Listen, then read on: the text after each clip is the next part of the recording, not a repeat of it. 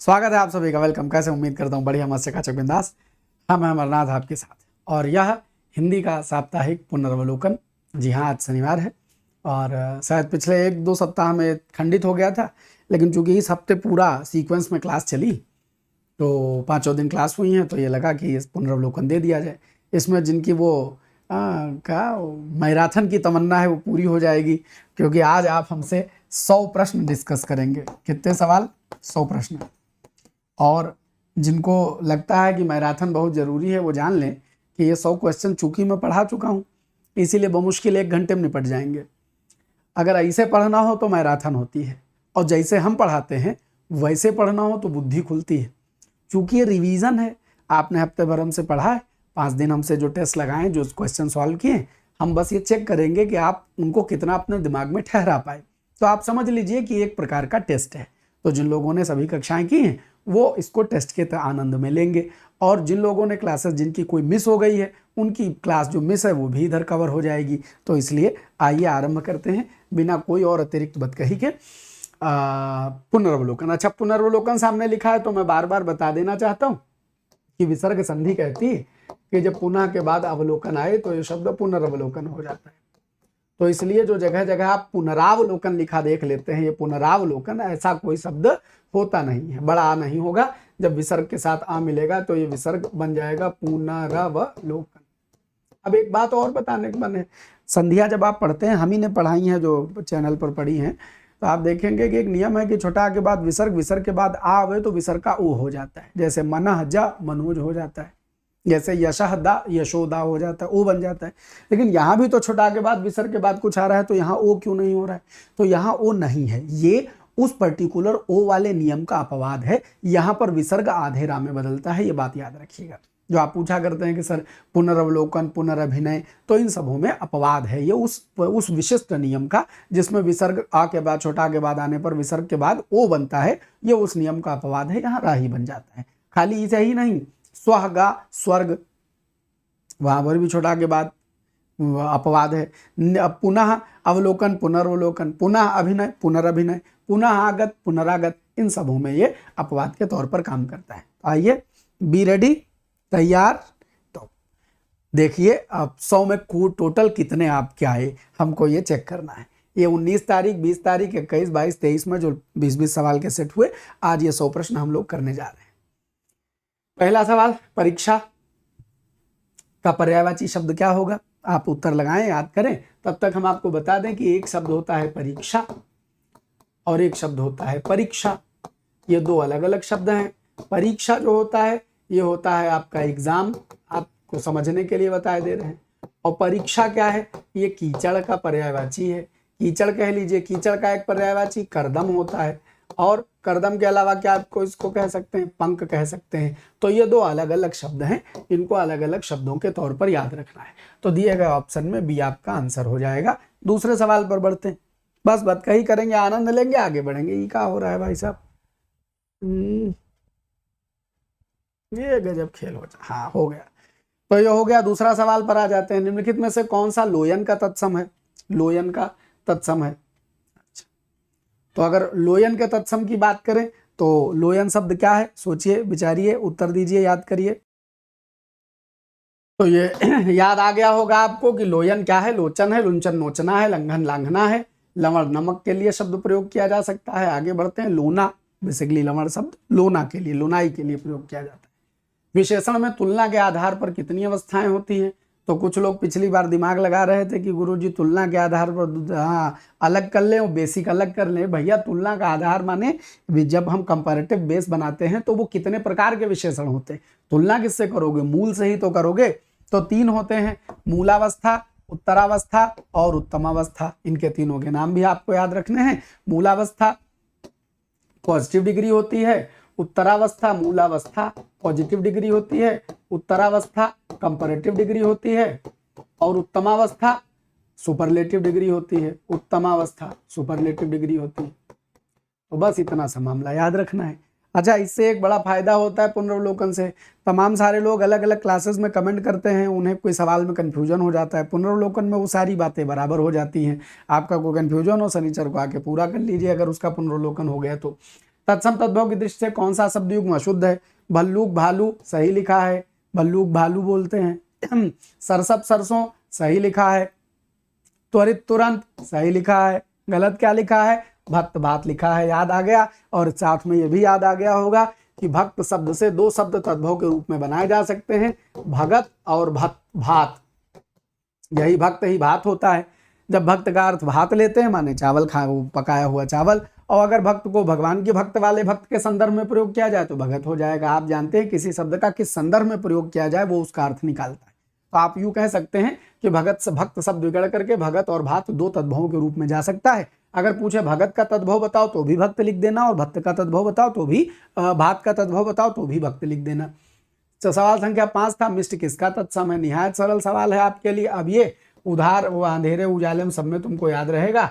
मिष्ट जो है वो मीठा, मिष्ट किसका तत्सम है? मीठा का तत्सम है। मेढक का संस्कृत मंडूक होता है, मिट्टी मृत्तिका से बनी है, मीट का कोई बेसिक सेंस नहीं बनता है, मिष्ट मीठा बनाएगा। आगे बढ़ते हैं। निम्नलिखित कथनों में से अशुद्ध कथन का चयन करना था। जो सो संबंधवाचक सार्वनामिक विशेषण बनाते हैं। विशेषण के 3 भेद होते हैं, विशेषण के 4 भेद होते हैं।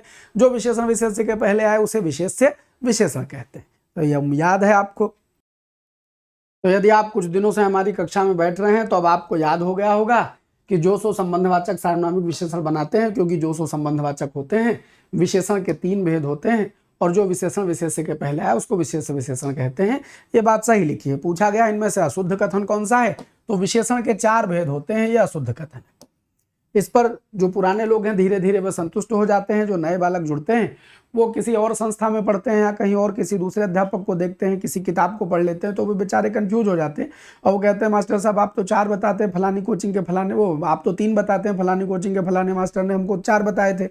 तो उनके लिए बच्चा एक ही बात हम कहते हैं कि हम ये नहीं कहते कि अमरनाथ कह रहे हैं इसलिए मान लो, हम प्रमाण के साथ आपको बताते हैं।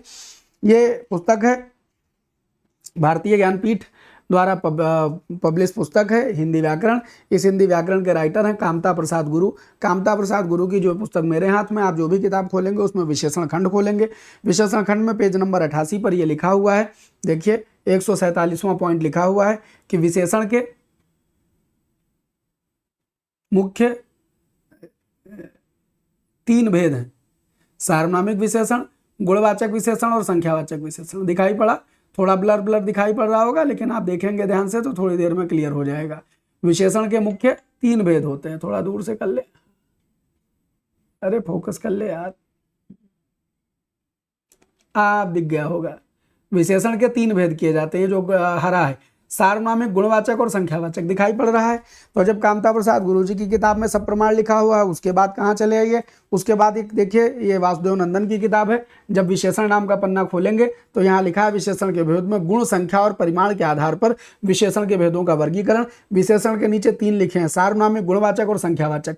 जो परिमाणवाचक है वो संख्या के अंतर्गत आता है, तो इसलिए जब गिनती गिनते हैं तो 3 मानते हैं। अब आप कहेंगे गुरुजी आयोग न माने तो सुनो, उत्तर प्रदेश लोक सेवा आयोग में संभवतः 16 में या 21 में, 16 में 16 वाले पेपर में ये सवाल आ चुका है कि विशेषण के कितने भेद हैं। आरओ ने अंततः 3 ही माने थे, आयोग ने, यानी जो सही है उत्तर प्रदेश लोक सेवा आयोग ने वही माना है। इसलिए अब इसके बाद जो नए लोग जुड़े हैं उनको कोई कंफ्यूजन नहीं होना चाहिए। अभी भी आप कोई कंफ्यूजन करते हैं तो आपकी इच्छा है, आप 4 ना आप 14 लगा लो, हमें कोई दिक्कत नहीं। आयोग जो मानेगा वो हमने बता दिया क्योंकि सही है। याद रखना, आयोग के मानने से सही नहीं होता है, सही बात को आयोग माने तो सही है। अगर आयोग सही बात को नहीं मानता है तो प्रमाण आपके पास है, आप प्रमाण लगा सकते हैं। जब मैं आपसे कहता हूं कि ये मानिए तो मानिए, उसका प्रमाण हम आपको देंगे, वो प्रमाण आप लगाएंगे, वो प्रमाण अकाट्य प्रमाण होंगे, उसको हटाया नहीं जा सकता। आइए आगे बढ़ते हैं। तो आप ये जानेंगे कि विशेषण के 4 भेद होते हैं, ये वाली बात गलत है। विशेषण के 3 भेद गिने जाते हैं। जो चौथा परिमाण है वो संख्या का ही एक उपभेद माना जाता है वैयाकरणों की नजर में। बढ़ते हैं आगे, सवाल संख्या 7 देखते हैं। दृश्य बहुत ही मनोरम था, हमको बताना है कि इनमें से वाक्य में कौन से विशेषण का भेद हुआ है। तो दृश्य बहुत मनोरम है, क्या है? मनोरम। मनोरम क्या? दृश्य। मनोरम दृश्य, मनोरम दृश्य क्या हो जाएगा? गुणवाचक विशेषण हो जाएगा। ये रिवीजन क्लास चल रही, खटाखट टिक करते चले जाएंगे, आपका टेस्ट भी तैयार हो जाएगा। 40 चोर मर्जीना के बिछाए जाल में फंस गए। किसी ने पूछा गुरुजी इसमें मर्जीना का मतलब क्या है? यार अला वो अली बाबा 40 चोर की कहानी सुने हो, खुल जा सिमसिम दरवाजा, उसकी जो नायिका थी उसका नाम था मर्जीना। हाँ, तो वो हम वाक्य बना रहे थे तो हम मर्जीना और 40 चोर पर सवाल बना डाले। अब कोई पूछ रहा था मर्जीना का मतलब बताओ। भैया मर्जीना उस कहानी की नायिका है, उसका कोई नाम नहीं है। ठीक, तो 40 चोर पूछा गया कि इस 40 चोर में कौन सा विशेषण है, तो आप जानते हैं जब गिनती को ऐसे समुदाय में, समूह में इकट्ठा कर दिया जाए तो 40 शब्द क्या बना देगा, समुदायवाचक बना देगा। आगे बढ़ जाते हैं, सवाल संख्या 9 को देखते हैं। निम्नलिखित में से किस वाक्य में और शब्द का प्रयोग एज ए एडजेक्टिव यानी विशेषण के तौर पर हुआ है। यहां पर और कंजंक्शन की तरह आया है। रमेश तो आया पर और कहां रह गए, अन्य लोग कहां रह गए, यहां भी संज्ञा सर्वनाम के रूप में आ रहा है। औरों को भी रह कहने दो, यहां भी संज्ञा सर्वनाम के रूप में आ रहा है। और लड़कियां किधर गईं, और लड़कियों नहीं लड़कियां, और लड़कियां किधर गई, 2 4 6 15 20 लड़कियां थी, इसमें से 4 यहाँ हैं, तो बाकी कहाँ गई, अन्य कहाँ गई, और कहाँ गई। तो यहाँ अन्य और जो शब्द आ रहा है वो एज एडजेक्टिव आ रहा है, तो खाली यही शब्द और विशेषण का प्रयोग हुआ है। और मैंने आपको याद दिलाया था, ये सवाल एक बार और का पूछा जा चुका है कि महेश ने रोटी खाकर और रोटी मांगी, और उस पॉइंट पर और क्या है, विशेषण है। याद रखिए, हिंदी में किसी शब्द की कोई बपौती नहीं होती है कि हम यही हैं, यह बदलेंगे नहीं। जो हम हैं, जिस रूप में शब्द का प्रयोग किया जाएगा उसके अनुसार उसको संज्ञा या सर्वनाम या विशेषण या क्रिया विशेषण आदि का तमगा दिया जाएगा, जो उसका वाक्य प्रयोग किया जाएगा। आगे बढ़ते हैं। परलोक शब्द का सर्वथा शुद्ध विलोम क्या होगा, निहायत सरल सवाल था। परलोक माने दूसरा लोक, इहलोक माने ये लोक। कोई टाइम वेस्टिंग नहीं, खटाखटी करते चले जाओ, आगे बढ़ते चले जाओ। बस हम आपका पुनर्वलोकन, आपकी खोपड़ी में कितना ठहर गया है वो देखना चाहते हैं। निम्नलिखित में से एक शब्द की वर्तनी अशुद्ध है, तो षंड जो है ये सांड बनाता है, तो ये शुद्ध लिखा है। मकर ये भी सही लिखा है, हट्ट ये भी सही लिखा है, हाट का तत्सम है। अधो स्थिति जो है वो वर्तनी के लिहाज से गलत लिखा है। सही शब्द क्या होगा, सही शब्द अधः स्थिति होगा, अधः स्थिति होगा, अधो नहीं बना सकते हैं। आगे बढ़े, कौन सा शब्द वर्तनी की दृष्टि से अशुद्ध है, एक वर्तनी के लिहाज से गलत लिखा था, बालू, भुजंगी सही लिखा है।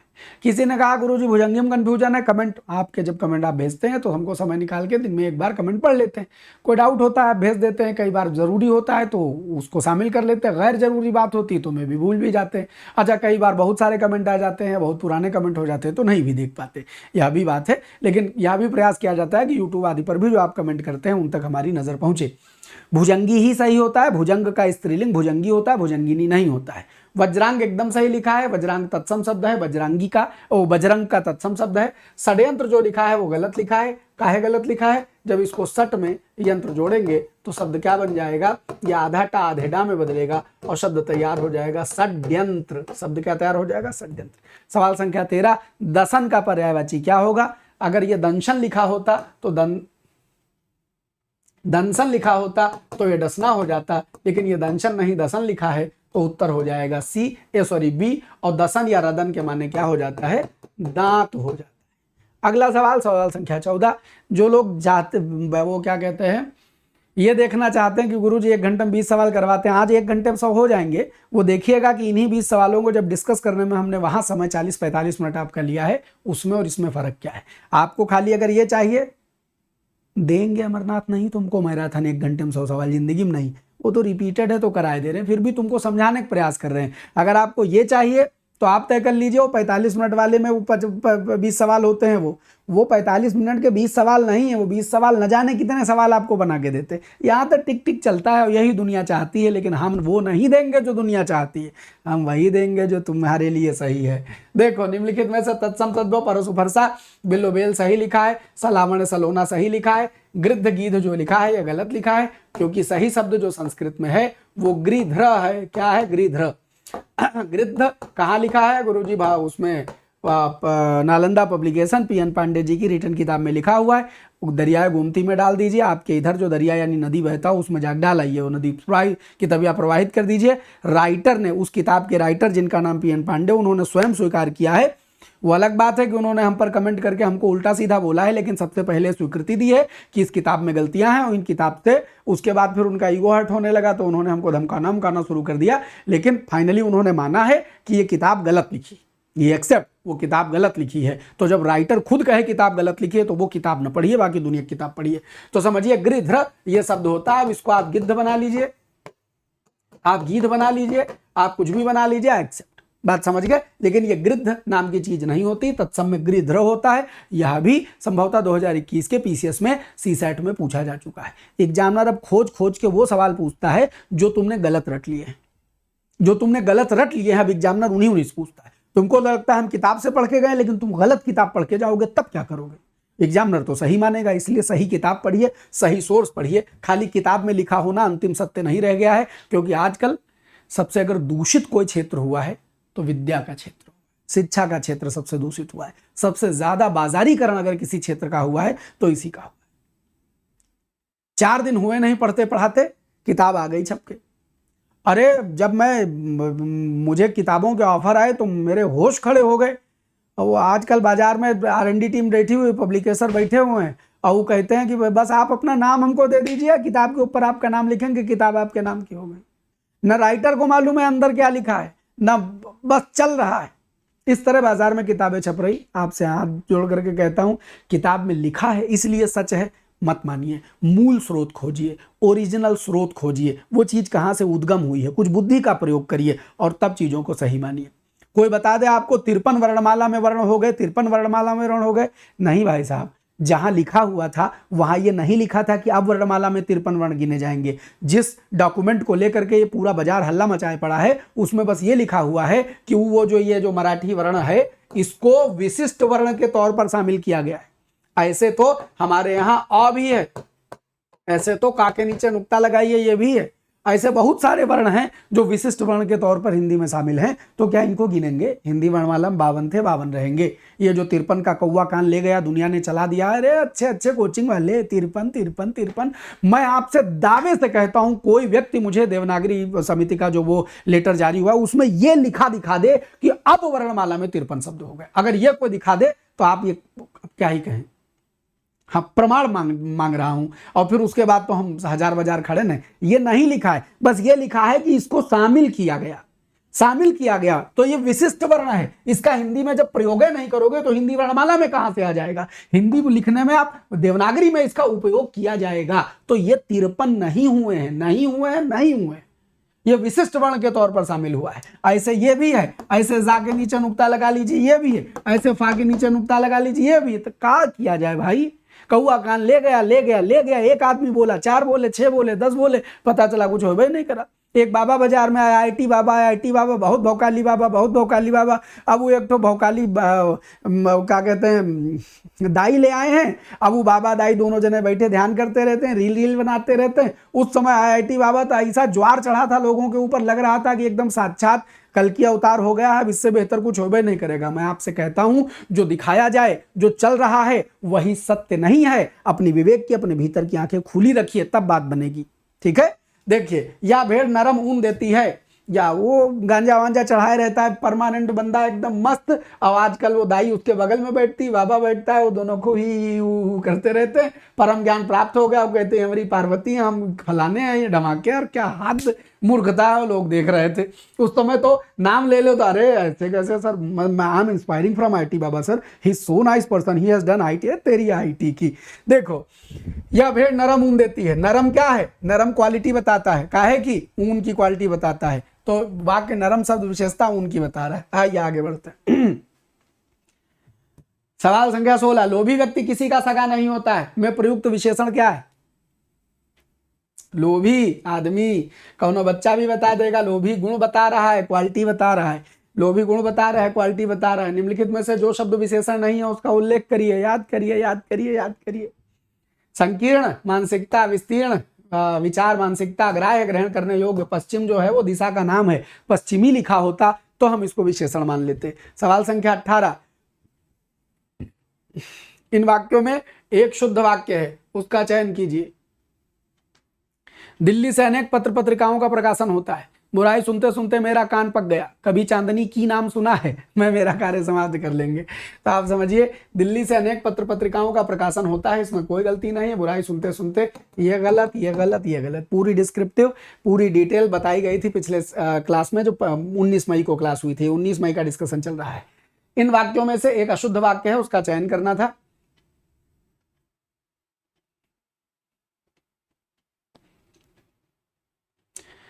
साहित्य और जीवन का अन्योन्याश्रित संबंध है। श्री राम 14 वर्ष के बाद वनवास से वापस लौटे। नर नारी का एक दूसरे के प्रति रतिभाव श्रृंगार रस के रूप में व्यंजित होता है। वह इस कक्षा का सबसे अच्छा खिलाड़ी है। आपको बताना है सबसे शुद्ध। तो आप जानते हैं, वापस के साथ लौटना शब्द लिखा हो तो कुछ देखने की जरूरत ही नहीं है। वापस के साथ लौटना लिखा है, बाकी कुछ देखने की जरूरत नहीं, सीधे उसको खटाक से काट दीजिए, गलत लिखा है। निम्नलिखित में से एक अशुद्ध वाक्य है, उसका चयन कीजिए, तब यह काम जरूर हो जाएगा। प्रायः ऐसे उत्तर आते हैं जिसमें लोगों को कभी कभी अपना मत बदलना पड़ता है। प्रायः माने अक्सर होता है, कभी कभी माने सेल्डम होता है। अक्सर और कभी कभी एक साथ कैसे आ सकते हैं, इसलिए यही वाक्य गलत है। बाकी जितने लिखे हैं वो सब सही लिखे हैं। बात समझ में आ गई? तो 20 सवाल में कितना स्कोर हुआ, चलो खटाक से बता दो। आइए अब हम 19 मई के बाद 20 मई के पर प्रोसीड करते हैं। 20 मई में आ गए। निम्नलिखित में किस वाक्यांश के लिए एक शब्द दुर्निवार प्रयुक्त होता है?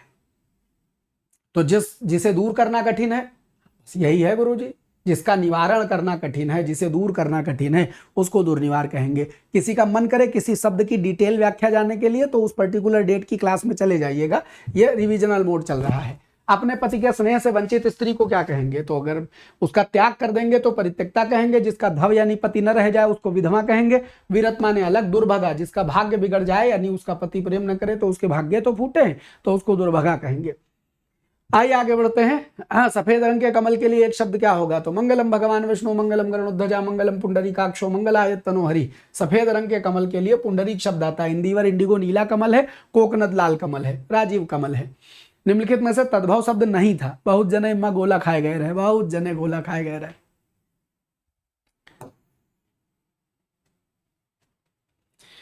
मयंद मृगेंद्र का तद्भव है। मयंक मृगांक का तद्भव है। पहचान प्रत्यभिज्ञान का तद्भव है। झामक तत्सम शब्द लिखा है। झामक का जो तद्भव है वो झमा या झामा, झामा। वो हमने बताया था फोटो बना करके, कोई ईंट वाली पकी हुई ईंट जिससे रगड़ रगड़ करके देह साफ करते हैं। प्रतिविज्ञान के बाद 5 नंबर सिंह का तत्सम शब्द क्या होगा? श्रृंगाटक होगा, सुगड्ढ होगा, सिंघाड़ा होगा, श्रृंग होगा, श्रृंग होगा। अब इस पे हम टिक लगा के आगे बढ़ गए। पिछली क्लास याद करिए। श्रृंग में सा ऐसे बनता है, कौन कौन से शब्द जुड़ करके बनते हैं, उस शब्द से कितने और शब्द बनाए जा सकते हैं, वर्तनी में श्रृंगार कैसे लिखा जाता है, वर्तनी में श्रृंग कैसे लिखा जाता है, वर्तनी में कैसे कैसे शब्दों का जोड़ बनता है, सारी व्याख्याएं होती है। इसीलिए उस क्लास को हम कहते हैं कि वही पढ़िए, उससे बुद्धि खुल जाती है। तो टेस्ट ले रहे हैं, कितना पढ़े हो, कितना याद है। इनमें से कौन सा शब्द सूपकार का पर्यायवाची? तो सूपकार किसको कहते हैं? सूपकार कहते हैं रसोइया को। और दिए गए 4 ऑप्शन में रसोइया कौन सा है? आंधसिक। आंधसिक माल उनको चाहिए जो रटना चाहते हैं। उनको लगता है क्वेश्चन हम रट लें, हम रटाना चाहते ही नहीं, हम तो खोपड़ी खोल देना चाहते हैं। सवाल आवे, उस शब्द को देखो, उसका मतलब समझ में आ जाएगा, आंसर अपने मन से निकल आएगा। काहे 1000 सवाल रटना यार, है? देखो किस विकल्प में तत्सम शब्द का तद्भव नहीं हुआ है, मतलब वाजिब तत्सम तद्भव का जोड़ा कौन सा नहीं? देखें, बलिवर्द बैल होता है, श्रेष्ठी सेठ होता है, राज्ञी रानी होता है, एतादृश यह, ये जोड़ा नहीं। एतादृश ऐसा, इदम यह, तो ये जोड़ा नहीं है तत्सम तद्भव, बाकी सब थे। निम्नलिखित में से कौन सा धूर्जटि का पर्यायवाची? धूर्जटि। धूर्जटि कौन है? बड़ी बड़ी जटाओं वाले, भगवान शंकर, शिव जी। और दिए गए 4 ऑप्शन में भगवान शंकर को इनको मिले, किसका शब्द है? गुडाकेश को भगवान शिव कहते हैं। गुडाकेश के 2 शब्द होते हैं, एक अर्जुन को कहते हैं, एक भगवान शंकर को कहते हैं। और इसका जो विच्छेद होता है गुडाका धनीश से गुडाकेश बनता है। आइए आगे बढ़े। निम्नलिखित में से कौन सा वाक्य अशुद्ध है? वहां भारी भीड़ लगी है, माता तेरे भक्त जनों पर भीड़ पड़ी है भारी, दानव दल पर टूट पड़ो मां करके सिंह सवारी। तो भारी भीड़ एकदम सही होता है। देश में अराजकता बढ़ गई है, उनके हर काम में प्रखर बुद्धि शक्ति प्रकट होती है। दोहा एक प्रकार का अर्ध सम्मात्रिक छंद है। दोहा एक प्रकार का अर्ध सम्मात्रिक छंद नहीं है, दोहा अर्ध सम्मात्रिक छंद है। सोरठा अर्ध सम्मात्रिक छंद है। बरवय अर्ध सम्मात्रिक छंद है। ये नहीं कहेंगे बरवय एक प्रकार का। हाँ, आप ऐसे बनाना चाहें तो आप कहेंगे कि बरवय अर्ध सम्मात्रिक छंद का एक प्रकार है, ये कहा जा सकता है। लेकिन एक प्रकार का अर्ध सम्मात इज अ टाइप ऑफ अर्थ नहीं। इस तरह की वो जो अंग्रेजी का सीधा अनुवाद किया जा रहा है वो गलत है। आप इसको सीधे कहें, दोहा सीधे कहें, दोहा एक दोहा अर्ध सम्मात्रिक छंद है, बरवय अर्ध सम्मात्रिक छंद है, यही तो लिखते हैं परिभाषा में, तो उसको समझना है। अच्छा, तो हाँ, इनमें एक कमेंट आया था कि सर प्रखर बुद्धि शक्ति प्रकट होती है। हाँ जी, बुद्धि एक ताकत है, शारीरिक शक्ति होती है तो बुद्धि शक्ति भी होती है। उनके हर काम में ये सवाल वासुदेव नंदन जी की किताब में लिखा है। और ये सवाल गलत कैसे होगा? ये शब्द अशुद्ध, वाक्य अशुद्ध कैसे होगा? उनके हर काम में अपनी प्रखर बुद्धि शक्ति प्रकट होती है, ये लिखा है। और यही वाक्य लिखा होता है वो गलत है। अपनी बुद्धि, हर काम में अपनियन बुद्धि होगी ना, बुद्धि कोई दूसरे थोड़ा ना प्रकट हो जाएगी। तो उनके हर काम में प्रखर बुद्धि शक्ति प्रकट होती है, इसमें कोई दिक्कत नहीं। तो बुद्धि शक्ति है वो प्रखर है, इसमें भी कोई दिक्कत नहीं। बुद्धि एक प्रकार की शक्ति है, जैसे शारीरिक शक्ति वैसे बुद्धि शक्ति, इसलिए वाक्य शुद्ध लिखा है, कोई दुविधा नहीं रखनी। आगे बढ़ते हैं, सवाल संख्या 10 देखते हैं। निम्नलिखित में से श्रेष्ठ का समानार्थी क्या है। इस पर भी कई लोगों ने कमेंट किया कि सर श्रेष्ठ के बारे में तो इसमें दो उत्तर लग रहे हैं। तो एकदम सही आप सोच रहे हैं कि दो उत्तर लग रहे हैं। स्वजन अपना होता है, श्वेत सफेद होता है। अगर हम श्रेष्ठ शब्द की बात करें तो भद्र का भी अर्थ श्रेष्ठ लिया जाता है। भद्र पुरुष माने श्रेष्ठ पुरुष, माने अच्छा पुरुष, सभ्य पुरुष। भद्र पुरुष, सभ्य पुरुष, श्रेष्ठ पुरुष। वरिष्ठ का जो बेसिक मतलब होता है वो होता है सीनियर, और उसके अलावा श्रेष्ठ, अच्छा, पूजनीय आदि शब्द लिए जाते हैं। जब आप वरिष्ठ कनिष्ठ कहते हैं, जब आप कनिष्ठ कहते हैं तो वहां पर आप खराब नहीं कहते। तो जो प्रचलित अर्थ है, याद रखिएगा, दोनों का मतलब श्रेष्ठ है, इसमें कोई डाउट नहीं। जिन्होंने डाउट प्रकट किया था उनको बता दो, दोनों का मतलब श्रेष्ठ है, इसमें कोई डाउट नहीं। लेकिन अगर भद्र लिखा है तो भैया श्रेष्ठ में वरिष्ठ सीनियरिटी वाला भाव देता है। अगर आप कहेंगे, आप ये नहीं कहेंगे कि जैसे एक ऑफिस में कोई पुराना आदमी है तो कहेंगे ये हमसे वरिष्ठ, इनका पद हमसे वरिष्ठ है तो इनका पद हमसे भद्र है, ऐसा नहीं बोलेंगे। आप कहेंगे इनका पद हमसे वरिष्ठ है। तो वरिष्ठ शब्द ऋण संज्ञा में, वरिष्ठ शब्द सीनियरिटी के लिए, ज्यादा चीज के लिए, अधिक अनुभव वाले के लिए प्रयोग किया जाने वाला सामान्य शब्द है, जो उसका ऋण अर्थ है। बाकी होता उसका भी मतलब श्रेष्ठ है, होता उसका भी मतलब अच्छा है, होता उसका भी मतलब क्या कहते हैं, पूजनीय है, क्योंकि वर का खुद मतलब होता है श्रेष्ठ। लेकिन अगर भद्र और वरिष्ठ लिखा है दोनों का मतलब। अगर बाय द वे भद्र ना लिखा होता तो आप 100% वरिष्ठ ही लगाते, इसमें कोई डाउट ना करिए। भद्र ना लिखा होता तो वरिष्ठ लगाते, भद्र लिखा है तो फिर हम ए बी को ही लगा लेंगे, तब हम सी पर नहीं जाएंगे। वर के माने श्रेष्ठ होता है, वरिष्ठ का अर्थ भी श्रेष्ठ होता है, लेकिन वरिष्ठ शब्द सीनियरिटी के अर्थ में प्रयोग किया जाने वाला ऋण शब्द है। आप बोलेंगे वरिष्ठ हैं तो इसका मतलब ये नहीं आप कहना चाहेंगे श्रेष्ठ, आप ये सिंपली बताना चाहेंगे कि ये सीनियर है किसी भी चीज में, चाहे पद में, चाहे धन में, जो पद में या किसी अन्य मामले में, विद्या में, अनुभव में, तो उसको वरिष्ठ शब्द बोलेंगे। वरिष्ठ का बेसिक मतलब जो सामान्य अर्थ है वो श्रेष्ठ नहीं, श्रेष्ठ उसका सेकेंडरी थर्ड मीनिंग ले सकते हैं। तो ये मतलब हुआ, हाँ ठीक है। और भद्र लिखा, भद्र ना लिखा होता तो आप 100% वरिष्ठ लगा देते, इसमें कोई दिक्कत नहीं श्रेष्ठ का। आगे बढ़ते हैं। निम्नलिखित में से संदंशिका का तद्भव क्या होगा। तो आपको देखते ही संदंशिका याद आ गई। क्या है संदंशिका? संदंशिका सणसी है। संदंशिका क्या है? सणसी है। आइए आगे बढ़ते हैं। सवाल संख्या 12, निम्नलिखित में से कौन सा वाक्य शुद्ध है? शुद्ध वाक्य विद्यार्थी गणों। तो विद्यार्थी गणों नहीं, सही शब्द क्या होना चाहिए था? विद्यार्थी गण। सही शब्द क्या होता? विद्यार्थी गण या विद्यार्थियों। बात समझ गए? तो विद्यार्थी गणों नहीं कह सकते, गण लगाने से बात प्लूरल बन गई, तो प्लूरल नहीं लगा सकते। चोरी का भ्रम नहीं, संदेह करवाना चाहिए था, अपराधी महान नहीं हो सकता है। यही वाक्य शुद्ध लिखा है, बाकी सब अशुद्ध लिखे हैं। शुद्ध ही पूछा गया था, ठीक, याद आ रहा है। युद्ध का विलोम क्या होगा? तो युद्ध का विलोम न बुद्ध होगा, न विग्रह होगा, न सुनीति होगी। युद्ध का विलोम शांति होगा। युद्ध माने लड़ाई झगड़ा, शांति माने सब सुकून है, सन्नाटा है।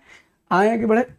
सवाल संख्या 14, मदिरा पीने का प्याला क्या है? तो जब हम मदिरा पीने का प्याला आपसे कहते हैं तो आपकी खोपड़ी खटक से खटकती है कि गुरुजी पास है प्याला और इस प्याले में भरी है मदिरा। चषक, यही वाला लगाएंगे और कोई नहीं लगाएंगे। और मिट्टी के कुल्हड़ को क्या कहते हैं? मिट्टी के प्याले को क्या कहते हैं जिसमें शराब का भाव ना आवे? तो उसको कहते हैं शराब। शराब, ये अभी 23 मई वाले में भी आएगा नंबर इसका। आइए आगे बढ़े। निम्नलिखित में से गिरिजेश का पर्यायवाची क्या है? आप कोई भी बता देगा। अब आपको मालूम है उस दिन कुछ लोग कंफ्यूज हो गए थे। गिरिजा के पति गिरिजेश, गिरिजा के पति, गिरिजा माता पार्वती को कहते हैं। विरूपाक्ष, जिनका अक्ष विरूपित है, वे गिरिजेश भगवान शंकर है। भगवान माता गिरिजा के पति और विरूपित अक्ष वाले यानी बिगड़ी हुई आंख वाले, दोनों सब दुनिया की हॉरिजॉन्टल आंख होती है, भगवान शंकर की एक वर्टिकल भी है। विरूपित अक्ष है इसलिए भगवान विरूपाक्ष शिव जी। सवाल संख्या 16, इनमें से जतुका का पर्यायवाची क्या है? अच्छा शब्द है, सबके पर्यायवाची बताए थे। बाज का सियान बताया था, हंस का मराल बताया था, उल्लू कौशिक और उल्लू बहुत कुछ घुग्गू उग्गू होता है। लेकिन जतुका शब्द खाली चमगादड़ का पर्यायवाची है और किसी का नहीं। जतुका चमगादड़ का पर्यायवाची। सवाल संख्या 17, आद्य का विलोम क्या होगा? आद्य माने होता है शुरुआती, अंत्य माने होता है आखिरी। तो आद्य का विलोम लगाएंगे अंत्य। आदि लिखा होता तो अंत हो जाता। साहचर्य का विलोम क्या होगा? साहचर्य माने साथ का भाव होता है और हमको विलोम खोजना है, तो शत्रुता होगा नहीं, समावेशन होगा नहीं, वैविध्य होगा नहीं। पृथक्करण माने अलग कर देना। साहचर्य माने साथ साथ रखना, पृथक्करण माने अलग कर देना। सवाल संख्या 19, नैकटिक शब्द का विलोम क्या होगा? नैकटिक शब्द कैसे बना है? याद आ गया पूरी व्याख्या। निकट में इक लगाने से शब्द क्या बनेगा? नैकटिक बनेगा, माने निकट संबंधी। तो निकट संबंधी तो विलोम क्या हो जाएगा? जो दूर स्थित होगा वही आंसर हो जाएगा। निकट और समीप तो समानार्थी हो जाएंगे, गृहस्थ और घन का कोई सेंस नहीं बनता है। तो नैकटिक माने निकट वाला और दूरस्थ माने दूर वाला हो जाएगा। निम्नलिखित में से एक शब्द सुधी का पर्यायवाची क्या है? सुधी, सुधी, सुधी। तो जब हम सुधी के पर्यायवाची को देखने जाते हैं तो पाते हैं कि सौरभ, स्मरण, विचक्षण, रसाल, इसमें से कौन सुधी का पर्यायवाची है? तो विचक्षण। विचक्षण क्या होता है? विद्वान को कहते हैं। और सुधी किसको कहते हैं? विद्वान को कहते हैं। और कोई विद्वान का इसमें पर्यायवाची नहीं। 20 सवाल में कितने इसमें स्कोर रहे बताइए और 21 मई पर प्रोसीड करिए। तो लेट्स स्टार्ट फॉर 21 मई। बहुत जबरदस्त सवाल था। पहला सवाल देखते ही आपको याद आ गया। विडौजा किसका पर्यायवाची है? तो विडौजा मघवा का पर्यायवाची है। कौन है विडौजा? विडौजा और मघवा दोनों इंद्र के पर्यायवाची हैं। याद रखिए, मधवा नाम का कोई शब्द एग्जिस्टे नहीं करता है, भले कितनी भी किताब में लिखा हो। और विडौला नाम की कोई चीज एग्जिस्टे नहीं करती है, भले घटना चक्र में लिखा हो। समझ गयो? विडौजा शब्द है और मघवा है। हाँ, बिडौजा हो सकता है। संस्कृत इस बात की इजाजत दे देती है कि वो कभी आपसे विडौजा के बजाय बिडौजा करके पूछ ले तो भी आप मान लीजिएगा। और एक मजे की बात देखिएगा, विडोजा भी पूछा जा सकता है। विडौजा सब एक ही चीज है। अगर इसको विडोजा बनाया जाए, ये भी संस्कृत में लिखा हुआ है, खाली विडोजा। विडोजा, बिडौजा, विडौजा। प्रचलित विडौजा है, ये वाला प्रचलित है, यही पूछा जाएगा। और बाकी ये भी हो सकते हैं, लेकिन विडौला नाम की कोई चिड़ैया होती नहीं है और मधवा नाम से कोई शब्द नहीं होता जो इंद्र को पर्यायवाची हो। इंद्र का पर्यायवाची मघवा होता है। लोग कंफ्यूज हो गए, घा और धा में कंफ्यूजन खत्म हो गया। मघवा लिखा है, बोले मधवा, चल पड़ा मधवा। आगे छापने वाले ने मधवा छाप दिया। क्या किया जा सकता है? आगे देखिए, कस्तूरी किसका पर्यायवाची है? तो मृग का मद है, मृग का नशा है। कस्तूरी कुंडली बसे मृग ढूंढे मद माही, ऐसे घट घट राम है दुनिया देखे नहीं। मृग मद कहते हैं, जैसे जैसे कस्तूरी मृग बड़ा होता है, उसकी नाभि में कस्तूरी होती है, उसकी सुगंध इतनी इतनी इतनी इतनी सुगंधी होती है कि उस सुगंध से जो हिरन है वो मदमस्त होता है और वो खोजने लगता है कि खुशबू कहाँ से आ रही है। और वो उसी के चक्कर में भटकता रहता है, सब होशो हवास गुम हो जाते हैं उसके, और कोई शिकारी उस बेचारे को मार देता है।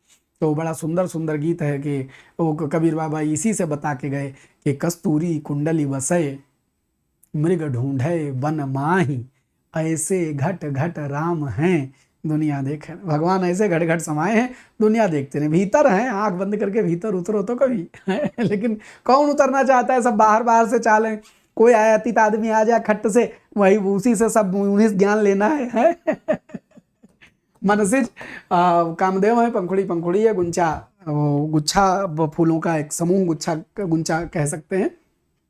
यहाँ गुच्छा नहीं है, गुंचा कली के लिए आता है। वैसे गुंचा बेसिक कली के लिए आता है। सामान्यतः कलियां झुंड में खिलती हैं तो देख के पूरे को गुंचा कहते हैं, गुंचा कली होती। उपासंग किसका पर्यायवाची है? उपासंग तर्कस का पर्यायवाची है। तर्कस को और क्या कहते हैं मास्टर साहब? तर्कस को निशंक कहते हैं। निशंक को और क्या कह सकते हैं? निशंक को भाथा कह सकते हैं। भाथा कह सकते हैं। और क्या कह सकते हैं? सब विशुद्धि कह सकते हैं। याद रखिए। अगले सवाल पर बढ़िए। अस्तित्व का समानार्थी क्या है? तमाम शेयर कमेंट में है इस वाली क्लास के। मिटा दे अपनी हस्ती को अगर कुछ मर्तबा चाहे कि दाना खाक में मिलकर गुले गुलजार होता है। हस्ती अरबी फारसी शब्द है। हस्ती अरबी फारसी शब्द है जिसका अर्थ होता है अस्तित्व। बाकी आस्तिक भगवान को मानने वाला, गर्व और घमंड है, आत्मा आत्मा है। नगेश का पर्यायवाची क्या है? ज्यादातर लोग एकदम बाद में अल्टी पल्टी मारी थी इस वाले सवाल में सबने। नगेश कौन है? तो नग माने पर्वत होता है, ईश माने स्वामी। पर्वत के स्वामी कौन है? हिमालय है, पर्वतराज हिमालय। हिमालय आप कह सकते हैं। नगेंद्र, नगराज। नग माने क्या होता है? और सवाल संख्या 6 पर बढ़ते हैं। शेषनाग का पर्यायवाची इनमें से क्या नहीं है? क्या नहीं है? क्या नहीं है? तो शेषनाग अहीस हैं। अही माने सांप, ईस माने स्वामी। सांपों के स्वामी, सांपों के राजा। शेष उनका नामय है, उसके आगे नाग जोड़ करके शेषनाग बोला जाता है। धरती को धारण किए हैं शेषनाग, इसलिए धरणीधर कहे जाते हैं। शेष साई, शेष नाग पर शयन करने वाले भगवान विष्णु हैं। भुजग शयनम शांताकारम, पूरा श्लोक याद आ गया। शांताकारम भुजग शयनम। अब बताएंगे नहीं, एक शब्द है अर्थ नहीं बताएंगे, तुम अपने दिमाग में इसका हिंदी मतलब निकालते चलना, पिछली बार बताया था।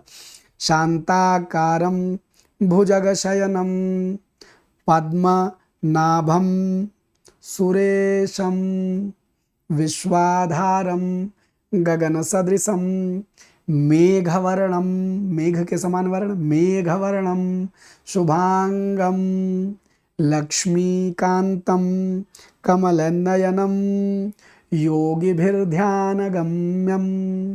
वंदे विष्णुं भवभयहरं सर्वलोकैकनाथम, सर्वलोकैकनाथम। सवाल संख्या 7, एड़ी शब्द का विलोम क्या होगा? एड़ी शब्द का विलोम क्या होगा? हिल्ली होगा, सिर होगा, चोटी होगा, मस्तक होगा, तो भैया एड़ी का विलोम क्या है? चोटी है। सवाल संख्या 8, निम्नलिखित में से शब्द विलोम का कौन सा युग्म गलत है? एक जोड़ा गलत है, कौन सा जोड़ा गलत है? तो तीक्ष्ण माने धारदार, मंद माने बिना धार का, विशेष का साधारण, जातीय का विजातीय। कुछ लोग कंफ्यूज थे कि गुरुजी सजातीय, तो भैया सजातीय और जातीय एक ही बात है, जो जातीय है वही सजातीय है। इन दोनों का विलोम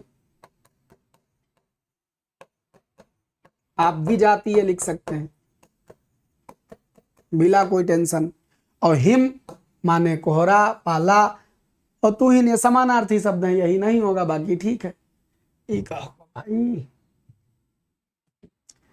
आह्वान का विलोम क्या होगा? आवाहन का विलोम हो जाएगा विसर्जन।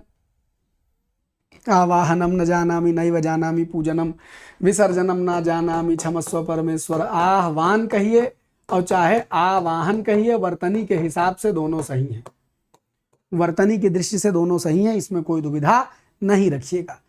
10 नंबर, इनमें से शुद्ध वर्तनी का चयन कीजिए। ये देखो मास्टर साहब, वक्तव्य अंतर्गत, तो वक्तव्य अंतर्गत, वक्तव्यांतर्गत, वक्तव्यांतर्गत दीर्घ संधि का खेल है।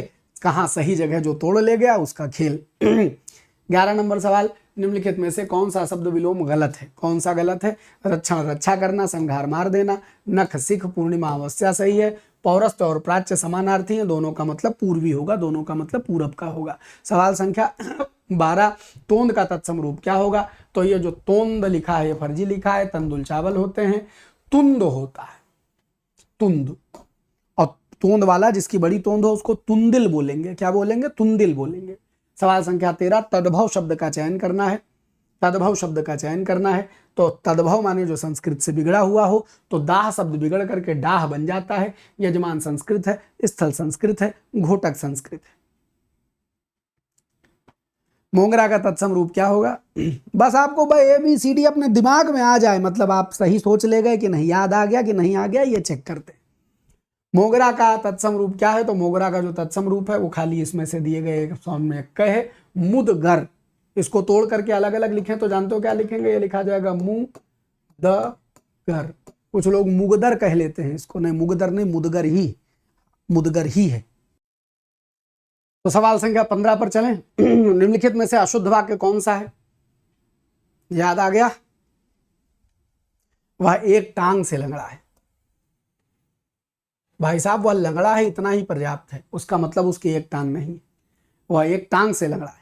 लंगड़ा का मतलब ये नहीं होता है हाथ नहीं है, लंगड़ा का मतलब ये नहीं होता है आंख नहीं है, लंगड़ा का ये मतलब होता है पैर नहीं। तो जब एक नहीं है तभी तो लंगड़ा होगा। ये कहा है बात की एक टांग से लंगड़ा है, एक हाथ से लंगड़ा है, एक आंख से लंगड़ा है, ऐसा थोड़ा ना चलता है। बाकी सब सही लिखे हैं, कोई दिक्कत नहीं। कई सारे लोग कंफ्यूज थे कि गुरुजी इसमें आओ लगा दो।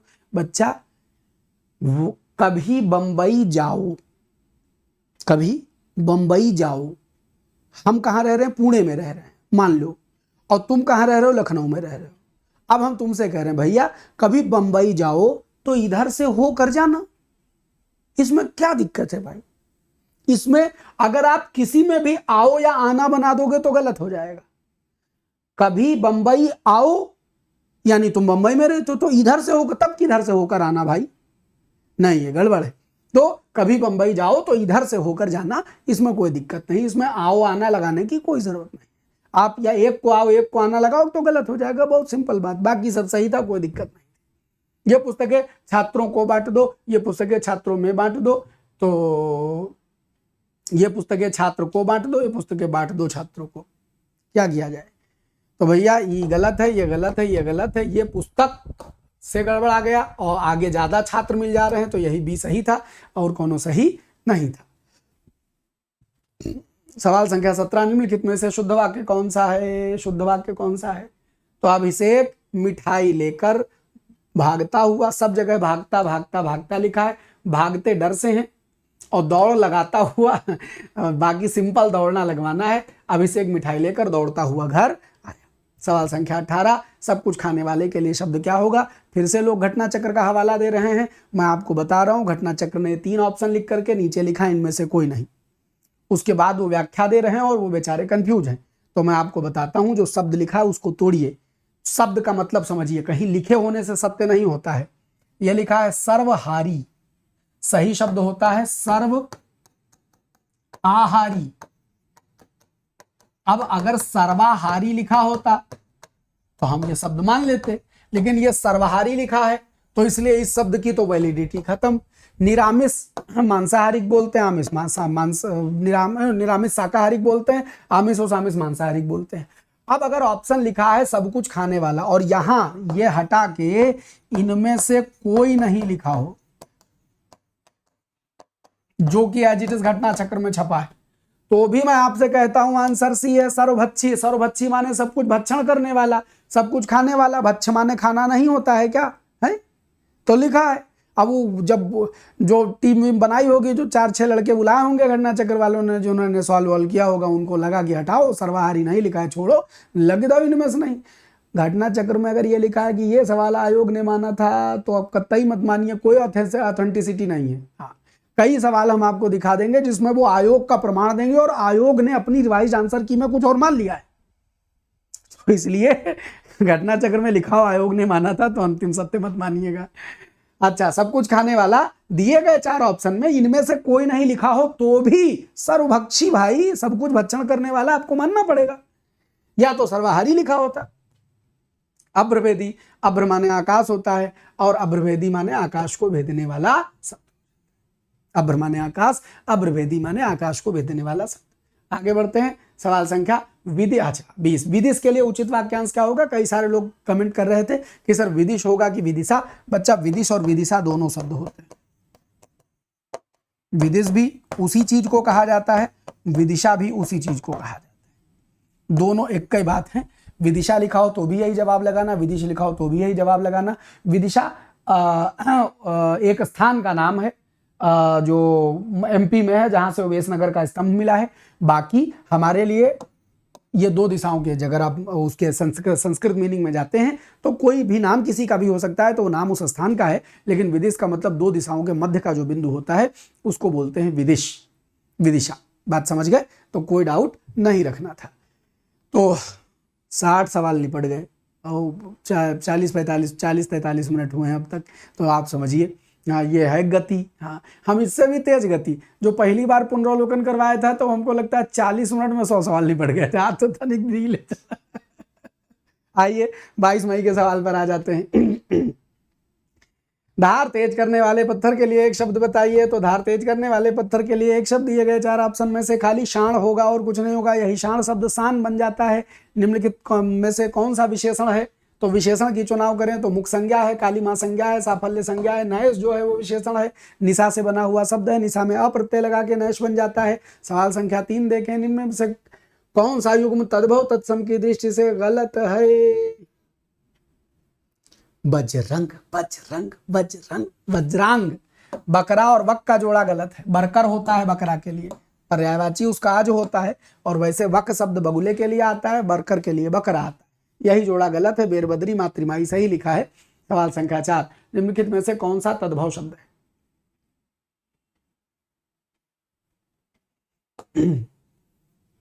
काष्ठ, काठ। बाकी सब संस्कृत है, कठिन भी संस्कृत है।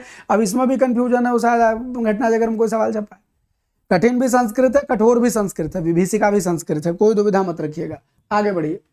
शब्द विलोम की दृष्टि से कौन सा विकल्प गलत है? पाप पुण्य सही लिखा है, पापी निष्पाप सही लिखा है, अभिमान विनम्रता सही लिखा है, सेवारत और सेवानिरत।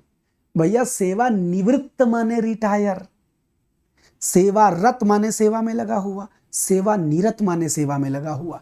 अगर इनका विलोम बनाना है तो सेवा निवृत्त बनाना पड़ेगा, माने सेवा से अलग हो जाने वाला, रिटायर। और याद रखिए रत और निरत दोनों समानार्थी, रत माने भी लगा हुआ, निरत माने भी लगा हुआ। अगर रत या निरत का कोई विलोम पूछे तो आप विरत लगा देंगे, अलग। ठीक।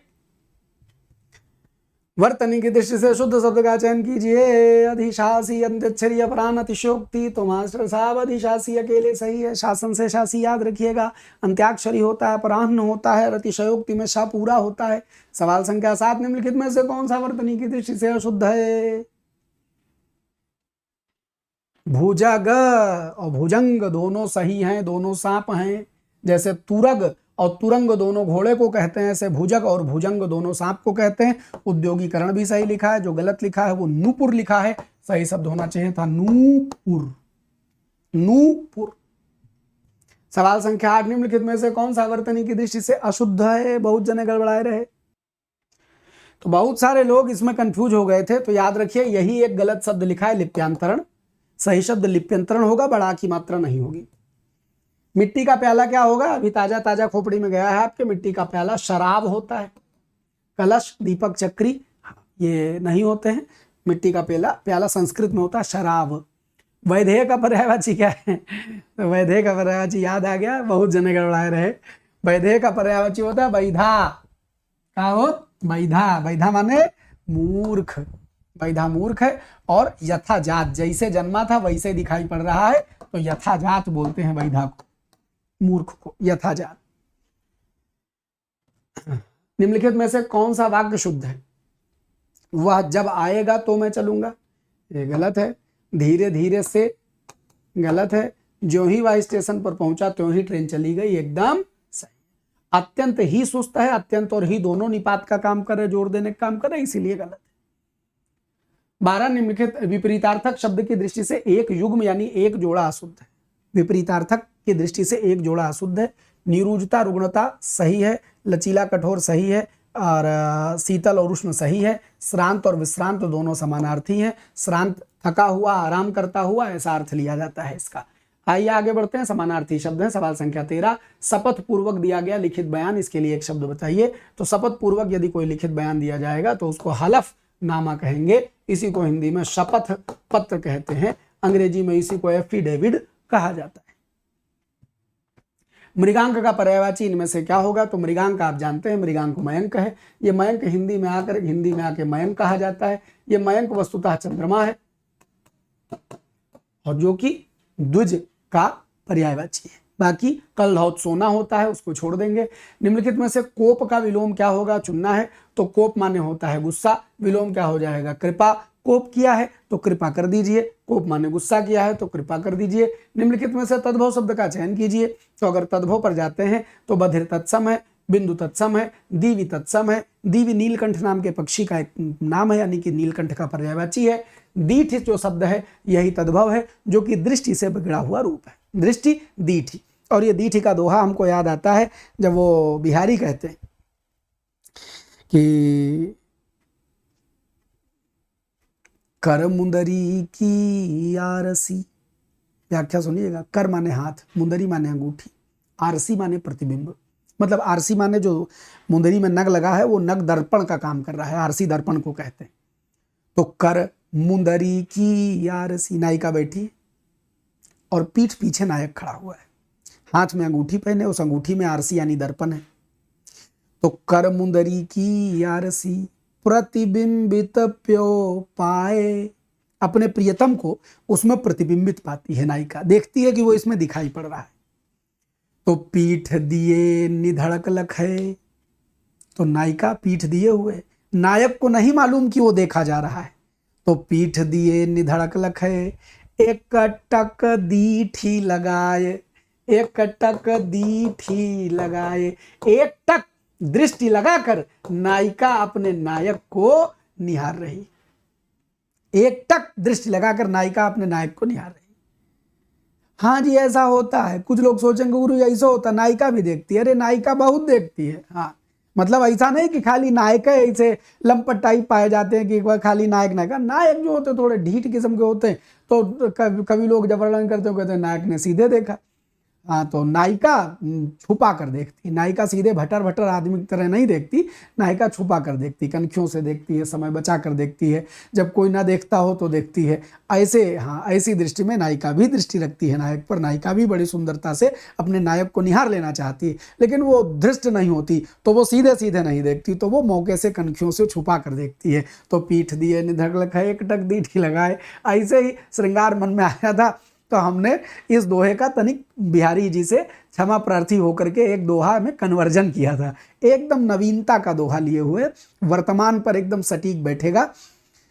स्कूटी में एक आरसी या दर्पण लगा रहता है। आइए इसका मॉडर्नाइजेशन कर देते हैं दोहे का। स्कूटी की आरसी प्रतिबिंबित प्यो पाए। प्रियतम पीछे बैठ के चलते हैं स्कूटी में।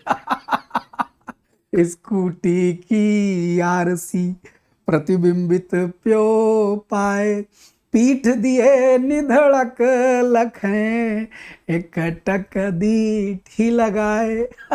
आइए, जय हो बिहारी। सवाल संख्या 17, गर्व या अहंकार के प्रतिकूल भाव के लिए एक शब्द बताइए। बहुत जने अभित्थम चले गए हैं। अभित्था होता है शर्म को छुपाना, दैन्य होता है घमंड का अपोजिट। अब तुम सोचोगे मास्टर साहब गाना सुना इतनी देर, एक तो दोहा पढ़े। तो पहली बात तो दोहा पढ़े, श्रृंगार रस क्या होता है ये जान गए, और बिहारी का ये दोहा है ये जान गए, और जनरल हिंदी की किसी परीक्षा में आएगा वहां तो मार ले जाओगे नहीं। ठीक, इसमें 2 सवाल थे। मैंने तुमको ये कहा नहीं कि आरसी दर्पण रटो, ये गाना सुना दिया और ये दोहा पढ़ दिया। अब जब कभी आरसी आएगा तो भले तुम क्वेश्चन आंसर में आरसी न रटे हो, लेकिन ये दोहा खटाक से, अच्छा आरसी तो गुरुजी बताए थे, ऐसे हिंदी पढ़ा के तुम्हारी खोपड़ी खोल के रख देते हैं। तो तुमको बाद में पता चलता है यार हमसे तो बढ़िया बढ़िया सवाल बनने लगे, ज्यादा बनने लगे। हमने तो कोई 10,000 सवालों की पीडीएफ भी नहीं रटी, हमने तो कोई 55+ वाली किताब भी नहीं रटी, फिर भी हिंदी सुधर गई। ऐसे, क्योंकि हमें मालूम है तुम्हारी खोपड़ी कैसे सुधारनी है। आओ, वारुणी किसका पर्यायवाची है? तो वारुणी भैया गंधोत्तमा का पर्यायवाची। गंधोत्तमा क्या है? गंधोत्तमा वारुणी दोनों शराब या मदिरा को कहा जाता है। शराब या मदिरा को कहा जाता है। आइए सवाल बढ़ाते हैं 19 पर। इनमें से विशेषण नहीं है। कौन सा विशेषण नहीं है? तो नीलाभ, नीलापन, नीलिमा, कालिमा, हरितिमा, इमा लगा करके भाववाचक संज्ञा एब्स्ट्रैक्ट नाउन बनाया जाता है। यह विशेषण नहीं है। और बढ़ते हैं 20 नंबर सवाल पर। निम्नलिखित युग में विशेषण की दृष्टि से त्रुटिपूर्ण जोड़ा कौन सा है? तो ये दोनों संज्ञाएं हैं, बाकी सब संज्ञा विशेषण का जोड़ा बना रहे हैं। यही एक त्रुटिपूर्ण जोड़ा है। ठीक, आखिरी 20। अच्छा, एक और सवाल है इसमें। भास का अर्थ होता है आभा, भास का अर्थ होता है आभा, विभा भास का अर्थ होता है चमक, भास का अर्थ होता है प्रकाश। ये सब भास का मतलब होता है भास करने वाला, भास्कर अर्थात सूरज हो जाता है। आगे बढ़ते हैं। और यह कल का पेपर है, तो इसको तो ऐसे खट कल ही व्याख्या हुई तो एकदम ताजा याद होगा, बस निशान लगाते चलते चले जाते हैं। इनमें से कौन सा विशेषण शब्द नहीं है? महात्म्य संज्ञा है, गलत, निकृष्ट, गैरिक विशेषण है। अगला सवाल, कर्बुर का पर्यायवाची इनमें से क्या है? दिए गए पर्यायवाची में स्वर्ण यानी सोना अर्थात गोल्ड है और कोई नहीं है। आगे बढ़ते हैं। सवाल संख्या 3, नाहर का पर्यायवाची क्या है? नाहर माने शेर या सिंह होता है, और दिए गए चारों ऑप्शन में से कोई वाजिब नहीं बैठ रहा है, तो बस इसको लगा देंगे सिंह। Answer C. सवाल संख्या 4, वर्तनी की दृष्टि से शुद्ध शब्द का शुद्ध नहीं अशुद्ध का चयन करना था। सवाल को मैंने एडिट किया था आपके लिए, अशुद्ध का चयन करना था। एक ही अशुद्ध है, और वो कौन सा अशुद्ध है? अक्षुण्य अशुद्ध है, बाकी सब अशुद्ध का चयन करना था। बड़ा सा लिख देता हूं, अशुद्ध का चयन करना था, और एक ही अशुद्ध है। कौन सा? अक्षुण्य, मनःकामना, अधापतन और सान्निध्य एकदम सही लिखा है। सवाल संख्या 5, कृश का मतलब होता है दुबला पतला, तो विलोम क्या हो जाएगा? मोटा तगड़ा स्थूल हो जाएगा। ठीक, और सवाल संख्या 6 को देखते हैं। गोबर का तत्सम रूप कौन सा है? गुर्बर, गोमल, कोधा। बहुत सारे लोग कंफ्यूज है कि सर गोमल को इसका पर्यायवाची भी कह सकते हैं क्या? निस्संदेह गोमल पर्यायवाची है। मैं आपको ये बताना चाहता हूं कि जो प्रचलित तत्सम है वो है गोमय, इसका तद्भव होगा गोबर। जो कम प्रचलित है वो है गोमल। गोमल शब्द भी याद रखिए। तद्भव की प्रक्रिया क्या होती है? शुरुआती कुछ शब्द जैसे गोम, अब वो आगे रा रह गया कि लाल रह गया कि या रह गया, सब खत्म हो जाता है। गोमय शब्द भी बिगड़ के गोबर की व्याख्या में जा सकता है। गोमलम भी गोमलम, गोब्बरम, गोब्बरम, गोबर बन सकता है। तो ये संस्कृत के रूट हैं। तो गोमल भी उसका तत्सम माना जाएगा। अब किसी ने पूछा गुरुजी दोनों लिखे हों तो क्या माने? पहली बात तो लिखा नहीं होगा, पहली बात तो लिखा नहीं होगा दोनों। एग्जामिनर सिर्फ सवाल को टफ करने के लिए गोमे के स्थान पर गोमल लिख करके पूछ सकता है। दोनों नहीं लिखा होगा। और गुरुजी दोनों लिखा हो तो समझ जाना एग्जामिनर बेचारा अच्छा तो हो सकता है उनमें से उत्तर लिखा हो इनमें से एक से अधिक, उसको लगा देना। अब अगर वो भी नहीं लिखा है तो गोमय लगा देना, क्योंकि सब किताब में तो तुम गोमय पढ़े हो, तो जो प्रचलित है वो लगाओ। समझ गए ना? दुविधा नहीं रखनी है दोनों तत्सम उसके, सब आपस में पर्यायवाची लेकिन तत्सम दोनों है। गोबर के लिए गोमल भी लिखा मिलेगा, गोमय भी लिखा मिलेगा। आगे चंचु शब्द किसका तत्सम रूप? तो चंचु याद आ गया, चोंच। कबीरदास एक दोहा कहते हैं, क्या है? पानी पिया चंच बिन भूल गया यहूं देश।